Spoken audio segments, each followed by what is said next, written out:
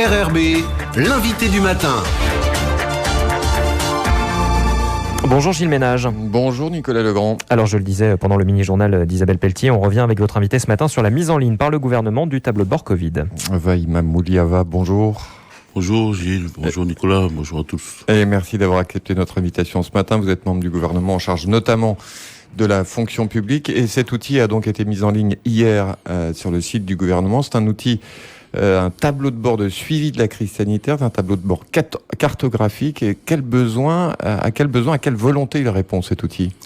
On va juste préciser aussi que je suis en charge de la transition numérique et aussi de la modernisation de l'action publique. C'est au titre de ces deux secteurs-là que ce tableau de bord s'inscrit. Et pourquoi ce tableau de bord ? En réalité, depuis le 6 septembre, dès que le Covid est entré dans notre territoire, on a mis en place des postes de commandement avancés.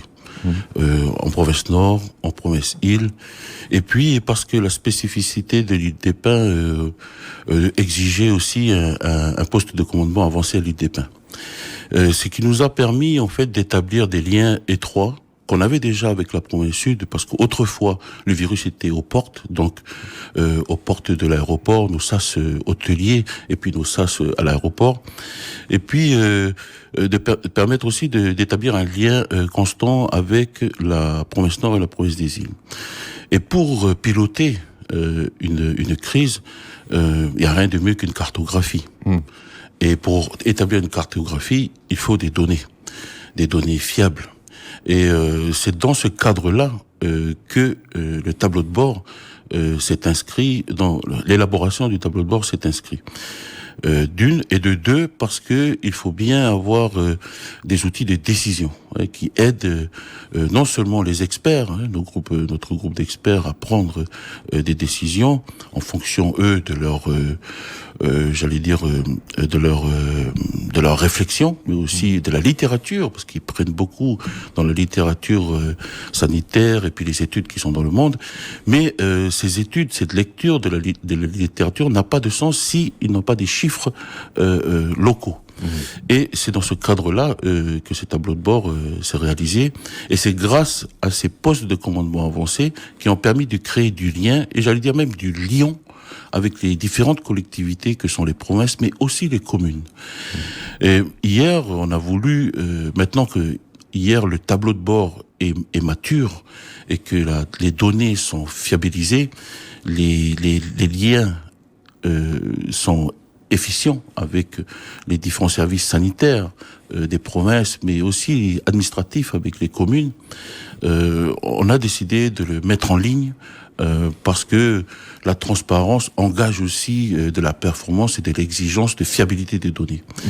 Et c'est dans ce sens-là que s'inscrit ces tableaux qui nous a permis, à nous les membres du gouvernement, d'établir une stratégie qui nous a permis de mettre en place des plans d'action efficaces pour pouvoir orienter nos efforts financiers, nos moyens humains, tout ça. Et tout ça, ça s'est fait non seulement avec les services de la DAS, mais aussi avec la sécurité civile, et sans oublier nos personnels des hôpitaux, les hôpitaux du Médipôle, CHS, mais aussi le CHN du Nord. Alors, ça permet notamment d'avoir des chiffres, vous l'avez dit, des données qui sont fiables, qui sont anonymes, hein, on va le rappeler tout de suite, hein, il y a aucun nom sur aucun chiffre, mais surtout ça vous permet d'engager par exemple des actions ponctuelles. Si vous voyez que par exemple dans une commune il y a plus de difficultés à convaincre la population de se faire vacciner, ou que d'un seul coup il y a un peu plus de cas dans une autre commune, ça vous permet d'engager des actions ciblées justement ?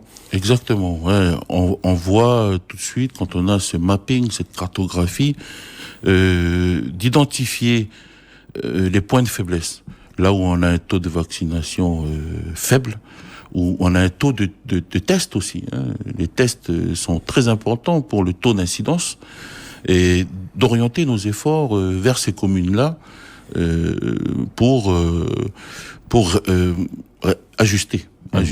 Et, évidemment, effectivement, c'était aussi l'objet de cette cartographie.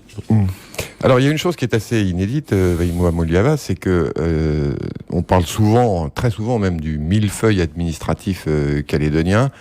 Là, pour le coup, on a vu que tous les agents de quasiment toutes les directions se sont réunis finalement. Certains ne se connaissaient pas, ne s'étaient jamais vus, pour travailler d'arrache-pied, c'est le moins qu'on puisse dire, pour mettre au point ce tableau de bord. Oui, c'est vrai, Gilles. C'est différentes directions. Hier, vous avez vu des agents. C'est vrai qu'on a nommé les agents de la direction du numérique, de la modernisation du gouvernement. Il y a les agents de la DI3T, le directeur a piloté le travail.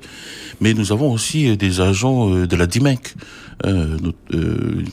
des différents profils, des ingénieurs en informatique, des gens qui ont fait des business schools et qui savent établir des business plans, parce que tout ça c'est suivi aussi avec un état financier. Donc il y a un pilotage normalement non seulement des indicateurs du taux de mortalité par commune, taux de tests réalisés par commune et par province, mais il y a aussi un état financier derrière. Donc oui, une synergie, c'est-à-dire j'ai envie de vous dire que les agents se sont déjà mobilisés volontairement, pas juste rappeler qu'on était en plein pic dès le départ, au 6 septembre, on découvrait les choses, et ils se sont volontairement, à l'appel des directeurs et puis du gouvernement, se sont volontairement mobilisés en mode task force, en réalité. On va appeler ça, aujourd'hui on appelle ça un laboratoire d'innovation publique. Et oui, ça a permis de non seulement casser le millefeuille déjà en interne au gouvernement. Vous savez, très souvent, les directions travaillent très peu souvent en transversalité. Donc là, ça a été vraiment l'occasion de casser ce millefeuille interne à l'administration calédonienne, mais aussi, j'allais dire, l'archéologie administrative à l'échelle de notre pays, parce que cette synergie a su se déployer vers les administrations provinciales, et puis aussi communales. Parce que c'est très important pour la fiabilisation des données. Et du coup, les compétences, finalement, étaient partagées, ce qui a permis de centraliser les données. Et ça, je crois que c'est un mal dont le pays a besoin de lutter efficacement, notamment pour le futur de l'administration calédonienne, qui soit plus performante, donc plus transversale. Et c'est très difficile, parce que faire de la transversalité, partager, avoir une vision partagée, etc., c'est très difficile, parce que plus on est éduqué, plus on est intelligent, et plus on a envie d'être autonome.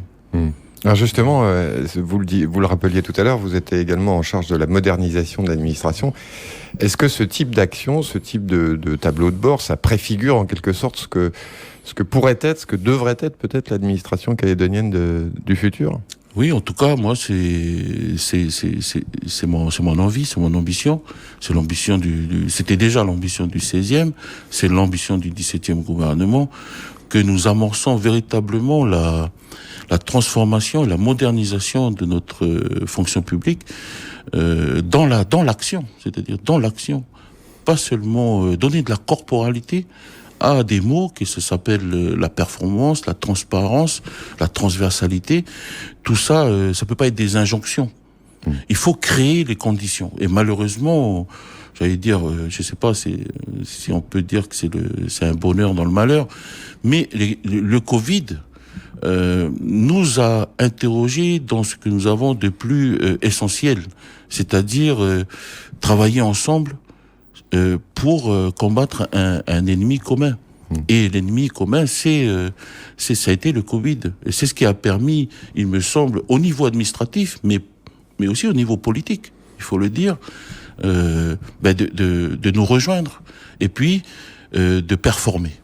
Et j'avais envie aussi de mettre à l'honneur ces équipes, parce que ce sont des équipes locales. Je le disais hier, on n'a pas été chercher quelqu'un à la Silicon Valley pour venir nous aider. Les gens, ils sont là. Et c'est pour vous dire que les talents, les compétences, nous les avons ici.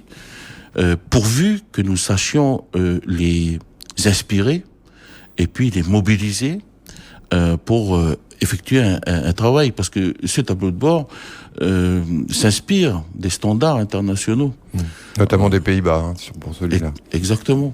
Ils ont fait un travail de benchmark. Je vous disais qu'il y avait des profils de business school dans cette équipe, des gens qui font de la géomatique, d'ailleurs, qui a participé à la dernière conférence, séminaire qui s'est tenu à l'université, l'OSSNC. Là, c'est la géomatique du gouvernement, Monsieur Buisson, qui est vraiment expert dans ce domaine, et puis qui, depuis des années, il y a le colloque GISDEI, etc. Donc, c'est pour vous dire que tous ces colloques qu'il y a eu, il faut bien qu'à un moment donné, ils servent à quelque chose. Que tous ces colloques, et là, je peux le dire, ces colloques, ces rencontres avec les professionnels de la géomatique locaux, dans le secteur privé, mais aussi dans la région, parce que OSSNC était connecté avec Fidji, etc. Et au-delà de ça, c'est que ça a donné des résultats, et nous avons des gens compétents, non seulement dans l'administration calédonienne de la Nouvelle-Calédonie, mais aussi des autres administrations. Et j'avais envie, vous savez, dans cette période un peu morne, de valoriser un peu ce qu'on réussit. Voilà. On voit qu'il y a beaucoup de compétences sur le territoire, vous le disiez. Il y a aussi un souci de transparence. Alors, qu'est-ce que le fait de mettre cet outil en ligne et de le mettre à la disposition de tout un chacun, finalement, qu'est-ce que vous en attendez de ça? C'est vraiment le souci de transparence, ou vous espérez que les Calédoniens vont s'en emparer et l'utiliser vraiment? Oui, vous savez, l'année dernière, on a lancé l'open data. Et ça s'inscrit dans cette démarche-là. On a observé, j'ai observé les dernières semaines que beaucoup de Calédoniens reprenaient des tableaux pour définir eux-mêmes leurs propres outils. Et c'est l'idée. C'est que ça soit retransmis à toutes les personnes, que ce soit local, nous, les Calédoniens, qui se fassent une idée. Voilà, les chiffres, c'est ça. Mais aussi les services sanitaires du pays, mais aussi, j'allais dire, Tahiti, la Nouvelle-Zélande. Et puis aussi qu'on participe à cette communauté, j'allais dire, internationale, dans la lutte contre le Covid. L'OMS pourra se pluguer dans notre site et puis voir comment évolue la situation sanitaire de la Nouvelle-Calédonie en milieu insulaire. Voilà. Et puis faire des comparaisons avec la Polynésie. Et du coup, nous rentrons dans cette communauté internationale de la donnée, et puis on participe finalement. On va participer à cet élan formidable au niveau international sur la compréhension du développement de ce variant. Et ça, c'est important de se tourner entre nous pour pouvoir travailler localement, prendre des bonnes décisions. Mais c'est aussi important de s'ouvrir et puis de participer à tout ça, parce que on participe à cet élan international où on fournit nos données. On fournit nos données, et puis on verra bien ce qu'ils en feront. Mais je pense que la guerre n'est pas terminée, et je pense qu'il faudra qu'on vive avec, et qu'il faut continuer à partager en toute transparence nos données, non seulement pour nos Calédoniens, pour les journalistes aussi, mais aussi pour la communauté internationale scientifique. Vahimoa Moundiava, merci d'avoir accepté notre invitation ce matin. Merci à vous.